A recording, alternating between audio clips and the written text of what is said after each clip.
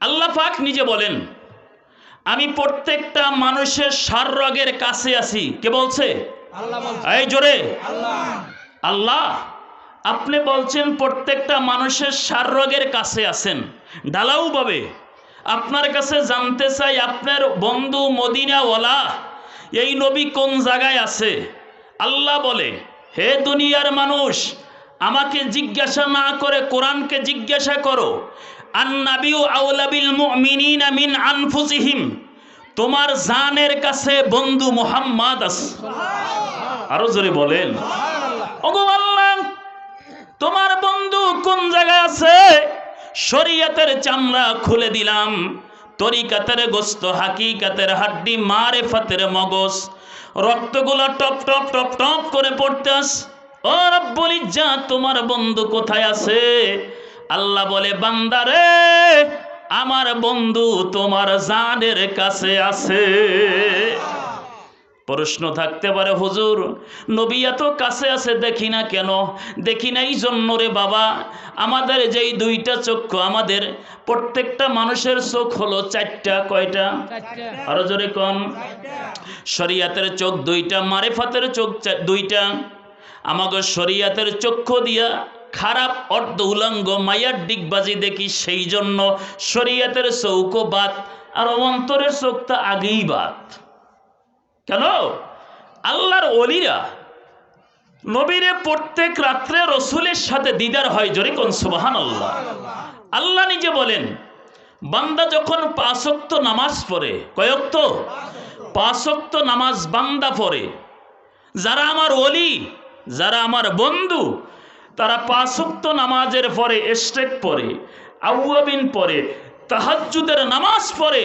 রাত্র যখন গভীর হইয়া যায়, 3টা, 2:30, 4টার সময় উঠে ঠান্ডা পানি দিয়া যখন উযু করে, 12 রাকাত, 10 রাকাত, 8 রাকাত তাহাজ্জুদ পড়ে মুরাকাবা করে, মদিনার সাথে যখন লাইনটা লাগায়, আল্লাহ আল্লাহ আল্লাহ আল্লাহ জিকির যখন করে, আল্লাহ বলে, ও আমার আল্লাহ বলতে বলতে বান্দা বান্দার থাকে না, ও আমার বন্ধু হইয়া যায়।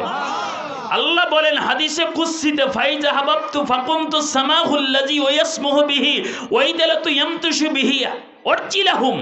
আল্লাহ কয়, বান্দা যখন বন্ধুর কাতারে উঠে যায়, যখন চক্ষু বন্ধ করে, আমার বন্ধুর সাথে দিদার হইয়া যায়। আরো জোরে বলেন। তাহলে আল্লাহর ওলিদের দরবারে আসবেন, আল্লাহর ওলিদের সাথে সম্পর্ক রাখবেন। কেন? হাদিস যদি কোনো আলেম থেকে রেকর্ড করো, ইত্তাকু ফিরাসাল মুমিনি ইয়ানজুরু মিন নূরিল্লাহ। আল্লাহ বলেন, আল্লাহর হাবিব বলেন, হে দুনিয়ার মানুষ, ওলিদেরকে ভয় করো। কেন? আল্লাহর ওলিরা আল্লাহর নূর দ্বারা দেখে। জোরে কোন সুবহানাল্লাহ। একজন মানুষ একটা মুরিদের দিকে, হক্কানি ওলি যারা, তারা মুরিদের দিকে তাকাইয়া তার কলবের খবর বলে দিতে পারে। তাহলে বাবা, আল্লাহর ওলিদের সাথে আমাদের সম্পর্ক রাখা দরকার আছে না? এই কথা কোন না দরকার আছে না? যদি হাসরের ময়দানে কোন সমস্যায় পইরা যান, যখন শেষ বিচার শুরু হবে, আপনি জান্নাত ও জাহান্নাম ভাগ করা হবে, ওই সময় আল্লাহ পাক বলবে, ফেরেশতা দেখো এই ব্যক্তির কোথায়, দুনিয়ায় কোনো ভালো জায়গায় আছে? ওই সময় ফেরেশতা বলবে, আল্লাহ 20 জানুয়ারি বাইরা সর জামালপুর গাউসুল আজম মসজিদের সামনে তোমার কিছু বান্দারা গেছিল। ওই জায়গায় আলেমদের কথা শুনে সুবহানাল্লাহ আলহামদুলিল্লাহ বলছে। আল্লাহ কয়, হে ফেরেশতারা রে, যখন সুবহানাল্লাহ আলহামদুলিল্লাহ বলছে, ওই উসিলায় আমার বান্দাকে আমি মাফ করে দিলাম। আরো জোরে বলেন। তাহলে বাবা, আল্লাহর ওলিদের দরবারে আসা দরকার আসেনি? আসবেন বাবা, একটু আগাইয়া সামনে বসেন, একটু জিকির করেন, লা ইলাহা জোরে লা ইলাহা লা ইলাহা। ওলিহি বানায়া দাও মোদের আল্লাহ, লা ইলাহা লা ইলাহা। গুনাহ মাফ করে দে আল্লাহ, লা ইলাহা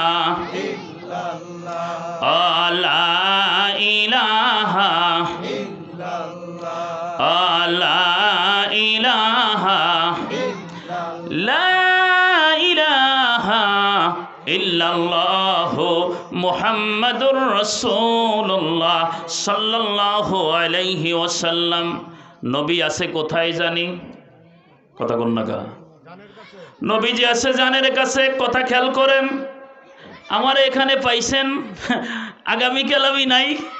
এমনও হতে পারে আমি যাইতে পথেও মারা যাইতে পারি না। এই কথা কোন নাকা?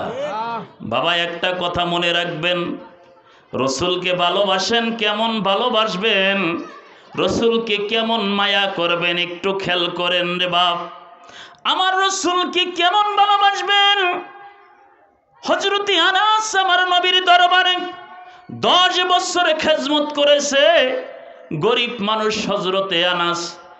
হঠাৎ করে ওনার মা বলেন, আনাস রে, আল্লাহর নবী রে বড় লোক সাহাবীরা দাওয়াত করে, নবী তাদের বাড়ি যায়। আমি গরিবের বাড়ি, রসুল যদি এক ওক্ত খানা খাইতো আমার অন্তরটা ভরে যাইতো। হযরতে আনাস জোহরের নামাজের পরে নবীর সামনে দাঁড়াইয়া বলে, ইয়া রাসূলুল্লাহ, নবী গো, কোনো বেয়াদবি নিবেন না গো নবী। আমার মা, আমরা গরিব মানুষ গো নবী, আপনার দরবারে 10 বছর আমি গোলামি করেছি। হুজুর, আমার মা আপনাকে দাওয়াত করেছে, আজকে এশারের পরে আপনি একটু যাবেন। নবী মুস্কি হাসি দিয়া বলে, আনাস রে, আমি রসুল তো একা যাইতে পারি না, আমার সাথে সব সময় 40 জন জলিল কদর সাহাবী থাকে। হযরতে আনাস বলে, ইয়া রাসূলুল্লাহ, 40 কেন, 400 কেন, 4000 কেন, রহমাতাল লিল আলামিন যদি যায় ওই ব্যবস্থা তিনি করে দিবে। জোরে কোন সুবহানাল্লাহ। আমার হুজুর আনাসকে বলে, তোমার মাকে যাইয়ে বলবে এশারের পর আমি আসতেছি।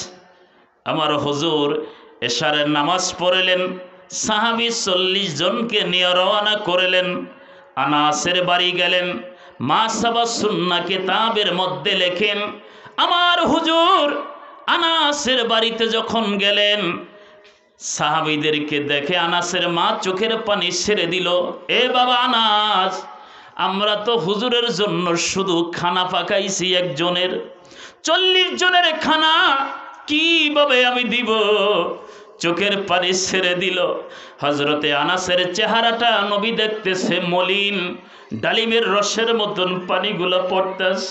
আল্লাহর নবী ডাক দিয়া বলে, আনাস রে, তোমার কাছে জানতে চাই রে, আনাস কেন কাঁদতে আসো? এই আনাস, আমি বুঝেছি আমি রসুলের জন্য খানা একজনের করেছো। আনাস রে, 40 জন মানুষের কি অবস্থা হবে সেই টেনশন তোমার মাথায়। আনাস, আমি কথা দিলাম যেই পাত্রে আমার খানা রাখছো ওই পাত্রটা আমার সামনে নিয়ে আসো। 40 জন মানুষ একজনের খানা খাওয়ার পরও ওই খানা আরো 40 নয় 400 মানুষে খাবে।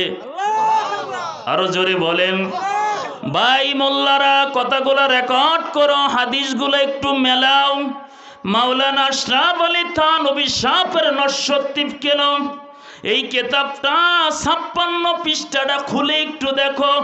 মারিজুন নবুয়াত দেখো, মাদারিজুন নবুয়াত দেখো, তারিকুল খুলাফা দেখো। বন্ধু ঝগড়া নাই, ফাসাদ পছন্দ করি না। হযরতে আনাস খানা নবীর সামনে হাজির করলেন। করার পরে আমার নবীজি খানার ভিতরে হাত রাখলেন। একটা পাতিলে কিছু মাংস বুনা করছে আর রুটি। নবীজি ওই মাংসর উপরে হাত রাখলেন, আর একটার ভিতরে রুটির উপরে হাত রাখলেন। রাখার পরে বলে, সাহাবীরা একজন একজন খাওয়া শুরু করে। জোরে কোন সুবহানাল্লাহ। ও সাহাবীরা রে, খাইবা ঠিক আছে, বিসমিল্লাহ তেলাওয়াত কইরা খাইও। খানা শুরু করলেন। 40 জন শেষ। নবী বলে, আনাস, তোমার মা মুরব্বী, তারে খানাটা দাও। তিনিও খানা খাইলেন। আনাস, তুমিও খাইয়া নাও। খানা খাইলেন। খাওয়ার পরে আল্লাহর নবী বলে, আনাস দেখো এখনো রুটি আসেনি।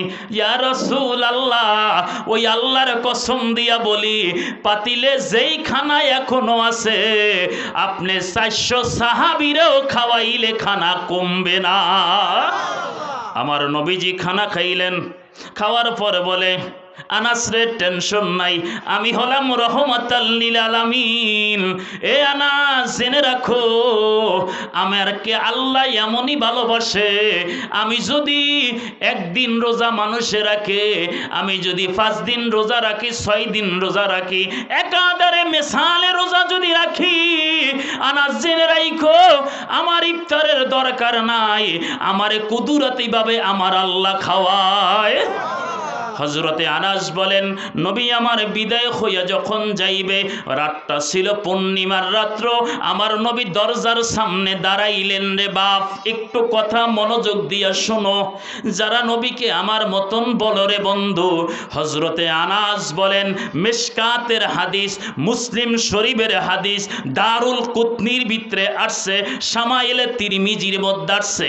হযরতে আনাস বলেন, ওই দিন পূর্ণিমার চাঁদের রাত্র ছিল, আমার মা মুরব্বী, আমার মা দরজার সামনে দাঁড়াই আছে, আমার নবী বিদায় হইয়া যাবে, আমার মা একবার পূর্ণিমার চাঁদের দিকে তাকাইতেস, আর একবার আমার রসুলের চেহারা মোবারকের দিকে তাকাইতেছে। আমি জিজ্ঞাসা করলাম, মাগো জানতে চাই রে মা, একবার রহমাতাল লিল আলামিন নবীর চেহারার দিকে তাকাইতেছো, আবার পূর্ণিমার চাঁদের দিকে তাকাইতেছো, তার বা কারণ কি? বলে, বাবা আনাস রে, ওই পূর্ণিমার চাঁদের ভিতরে কালো কালো রেখা দেখা যায়, এটা এমন নবী রে যার চেহারার মধ্যে কোনো দাগ নাই। আরো জোরে। আমার দেশের বাইরা তোগো হাতে পায়ে ধরে আমি জামালি বলে যাই, নবী আমাদের মতন মডেল নিয়ে আইছে, নবীরে আমাদের মতন কওয়া যাবে? আরো জোরে। আমার দেশের ভাইরা কয়, সূরা কাফের একটা আয়াত পাইছে, কুল ইন্নামা আনা বাশারুম মিসলুকুম, তাফসীর আগে বুঝো। কল হাদিসের মধ্যে আসছে কলা রসুল, এক কলার ফাইল সাহাবি আর এক কলার ফাইল রসুল, আলেমরা বুঝবে। আর এখানে আল্লাহ নিজে বলছে, কুল হে নবী আপনি বলেন, কুল হে দোস্ত আপনি বলেন, কুল হে বন্ধু আপনি বলেন, কুল হে কম্বলওয়ালা বন্ধু আপনি বলেন। এক কুলের অনেক ফাইল হয়, আমার আল্লাহ নিজে ফাইল হইয়া বলে, বন্ধু গো, আপনি শরীয়ত বুঝানোর জন্য মানুষকে বলেন আমি তোমাদের মতন মানুষ। বলতে কইছে কে? আল্লাহ। আর জোরে। আল্লাহ কইছে, বন্ধু আপনি বলে দেন আমি তোমাদের মতন মানুষ। কারণ কি? ইতিহাস গাড়েন, ইতিহাস দেখেন, রসুল এবং ঈসা নবীর মাঝখানে 100 বছর। কত বছর?